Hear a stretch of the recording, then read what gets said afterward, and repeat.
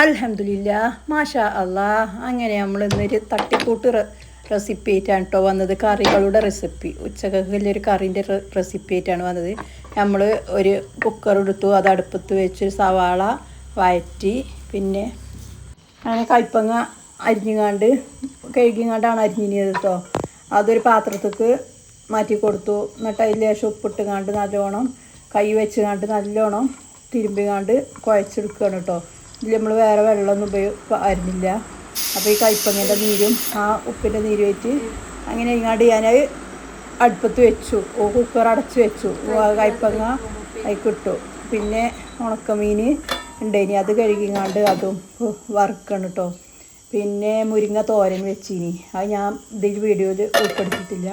ഒക്കെ പാടെ ഈ ഇതിൽ കഴിയൂല, ഈ ഷോർട്സിൽ കഴിയുന്നില്ല. അപ്പോൾ നിങ്ങൾ ഇതിൻ്റെ ഫുൾ വീഡിയോ ഉണ്ട് കേട്ടോ നമ്മുടെ ചാനലിൽ. അപ്പോൾ ഇങ്ങോട്ട് കണ്ടു നോക്കി, തീർച്ചയായും ഉപകാരപ്പെടും. ഒരു തട്ടിക്കൂട്ടാണെങ്കിലും നല്ല ടേസ്റ്റാണ് കേട്ടോ. പിന്നെ 2-3 തക്കാളി ഇട്ടുങ്ങാണ്ട് ആ ചട്ടിയിൽ തന്നെ ഇട്ടുങ്ങാണ്ട് കടുക് വറുത്തുങ്ങാണ്ട് നല്ലോണം ഒന്ന് പേസ്റ്റാക്കിയാണ്ട് അരച്ചെടുത്തുങ്ങാണ്ട് അതിൽ കിട്ടും. പിന്നെ ഒരു നുള്ളു മുളകും പൊടിയും ഉപ്പും ഒക്കെ ഇട്ടുങ്ങാണ്ട് അതൊന്ന് വഴറ്റിയെടുത്തു. അപ്പോൾ അത്രത്തൊക്കെ തന്നെയുള്ളൂ. ഇഷ്ടപ്പെടുകയാണെങ്കിൽ ലൈക്ക് ചെയ്യാനും ഷെയർ ചെയ്യാനും കമൻറ്റ് ചെയ്യാനും മറക്കല്ല് കേട്ടോ. ഒരു സബ്സ്ക്രൈബും കൂടി ചെയ്യണേ. അപ്പം അത്രേ ഉള്ളൂ കേട്ടോ.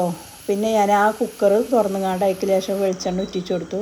അടിപൊളിയാണ് കേട്ടോ. നിങ്ങൾ ട്രൈ ചെയ്ത് നോക്കുമ്പോഴല്ലേ അറിയുള്ളൂ. ഞാൻ അടിപൊളിയാണ് പറഞ്ഞിട്ട് പൊക്കല്ല. ഒരു നാടൻ ചോറും കൂട്ടാനൊക്കെ ഇഷ്ടപ്പെടുന്നവർക്ക് നല്ലൊരു ഇതാണ്. അപ്പം അത്രയൊക്കെ തന്നെ ഉള്ളൂ. ബൈ. ഈ ഉപ്പേരിക്കൊരു കയ്പോ കാര്യങ്ങളോ ഒന്നുമില്ല കേട്ടോ.